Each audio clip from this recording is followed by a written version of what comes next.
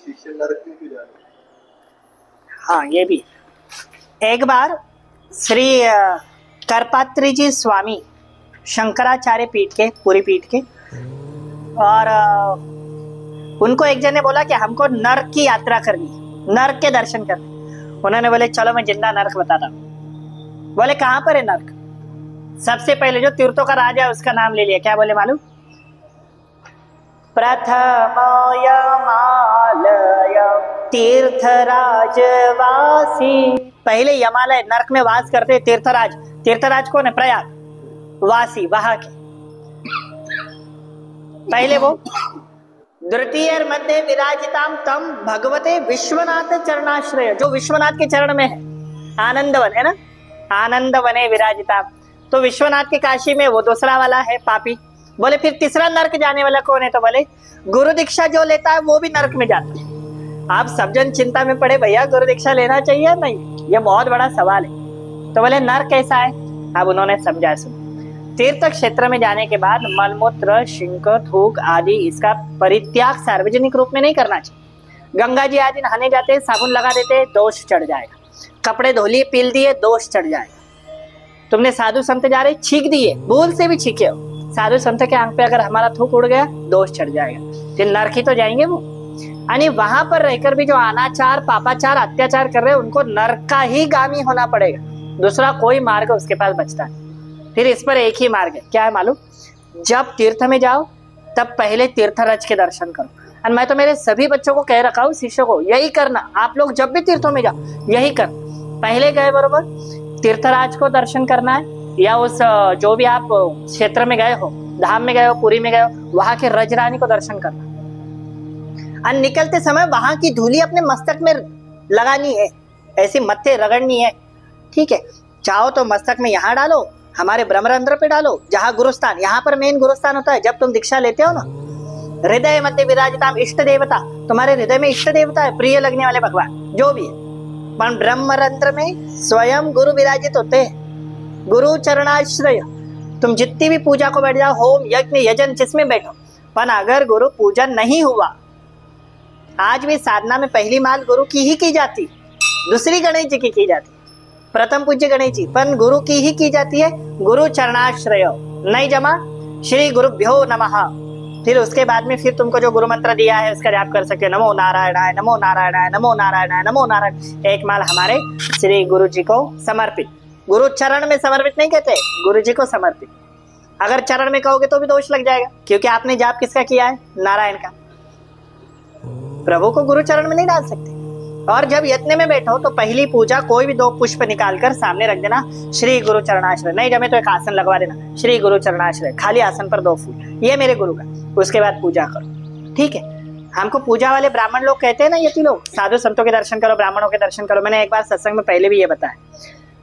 आप तीर्थों का तो मैंने बता दिया क्यों ना रखे, आप गुरु का कहते हैं। जब गुरु दीक्षा लेने के बाद गुरु की कोई भी वाणी की अवहेलना हो रही है तो उसको हमखास नरक ही जाना है। ये हम नहीं कहते, ये साक्षात त्रिनेत्रधारी, त्रिशूल को धारण करने वाले भगवान शिव बोलते हैं। कबीरदास जी ने भी यही बोले, या जना त्रिगुण को अर्पत, त्रिगुण चले सो साकी, साकी चले परब्रह्म को, परब्रह्म गुरु की बात। गुरु के सामने झुकने वाला परब्रह्म है। तो बोले फिर गुरु है कौन? गुरु साक्षात परब्रह्म। हम वही तो कहते हैं ना, गुरु साक्षात परब्रह्म को अंग ही नहीं है, निर्गुण निराकार। जो निर्गुण निराकार है ना, जो निर्गुण निराकार है वही तो रहेगा परब्रह्म। इसीलिए गुरु आत्मा, गुरु अगर कहीं उनके केश पड़ रहे, थूक रहे, कछु चीज लेकर फेंक दी, हमने वो वलान दी, हमारा भक्ति मन नहीं लगेगा। गुरु जिस दिशा में बैठे उस दिशा में पैर कर दिए, भक्ति मन नहीं लगेगा। हम ये मन से नहीं कह रहे, रामचरितमानस में काग भुसुंडी जी का जीवंत प्रमाण है। काग भुसुंडी जी अपनी माला ही जप रहे थे ना, गुरु आए थे तब, करे उठकर प्रणाम नहीं करे। जिस शिव की माला जप रहे थे वही शिव ने श्राप दे दिया, जा तू जिंदगी भर कौवा रहेगा, है ना। पहले के जन्म तेरे को प्रेत बनना पड़ेगा, उसके बाद कौवा बन के रहेगा, क्यों? तो तेरी भक्ति कौवे के जैसी है ना। काक भाक्षित हम, यद भक्ति, तेरी भक्ति काक भाक्षित के जैसा है। आप फिर गुरु ने बोले छोड़ दे भैया, मेरा ही बच्चा है। ठीक है, मैं वरदान देता हूँ तेरे गुरु के इस भक्ति के कारण। गुरु को लोटांगन डाल दिया था, मेरे सामने, मैं वरदान देता हूं, तू कौवा तो रहेगा लेकिन कड़वी वाणी तेरी नहीं रहेगी, का घुसुंडी, है ना। मंजुल मंगल मूल वाणी, बहुत सुंदर वाणी, और सदा हरिगुण। तो बोले मेरे को भक्ति, आप तुम आ ही गए तो मेरे को दान भी दे दो। और ठीक है, मांग, तूने मेरी भक्ति करी, क्या चाहिए? तो बोले जिसको आप प्रिय हो, जिसको आप प्रिय हो, और आप जिसको माँ पार्वती को भी बताना नहीं चाहते, ऐसे इष्ट देव के दर्शन करा दो और मुझे उनसे एकरूप कर दो। बोले ठीक है। आप बोले फिर शिव जी के हृदय में क्या है? मामा हृदय बसा ये बाल श्री रामा, है ना, मेरे हृदय का नाम बाल श्री राम। ठीक है, जा, मैं तेरे को वरदान देता हूँ, राम जी जब जब जन्म लेंगे उनका मनोरंजन करने के लिए तू ही वहां पर जाया करेगा। रामचरितमानस पढ़ के देख लो, कौवे को खेल लगाते हैं भगवान, कौवा भागे आगे आगे, भगवान भागे पीछे पीछे, ये होता है। अब अगर गुरु की वाणी पर अविश्वास हुआ तो भी अनाथ है, सेवा नहीं तो भी अनाथ है। अब मैं बोल दूं, अच्छी बात है कि ये प्रश्न पूछे। कई जन हमको प्रश्न पूछ चुके हैं कि हमारे गुरु तो स्वार्थी है।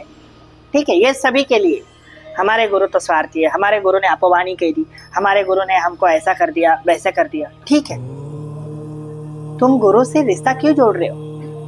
तुम्हारे नाते निभाने के लिए या खुद को भवसागर पार निकालने के लिए? क्या करना चाहते? नाते जोड़ने के लिए गुरु बना रहे हो या नाते तोड़ने के लिए गुरु बना रहे हो? पहले यह तय करो, किस लिए गुरु है? जोड़ने के लिए? फिर वो गुरु कैसे? जो पार ही ना निकाले, जो गुरु कैसे?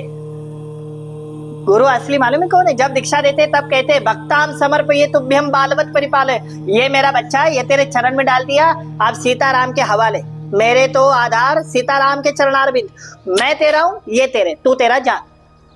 जिस दिन माँ बाप के बच्चों पर संकट आता और वो कुछ नहीं कर पाते, उस दिन माँ बाप के पास में क्या चारा होता है? क्या चारा है? कोई तुम्हारे पास में उपाय है ही नहीं, तब क्या करोगे? बोलो, करोगे ना? श्री सीताराम चंद्र चरणौ शरणं प्रपद्ये, श्री सीताराम चंद्र चरणौ शरणं प्रपद्ये, श्री सीताराम चंद्र। नहीं जमा, हे प्रभु, हे प्रभु, भगवान भला करे, भगवान मेरी करुणा कर, इतना जल्दी अच्छा कर, इसको अच्छा कर दे, इसको वैसो कर दे। होता है ना?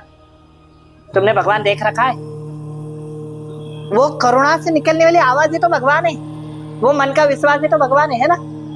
गुरु राखो सो ऐसो जासे गोविंद मिल जाए।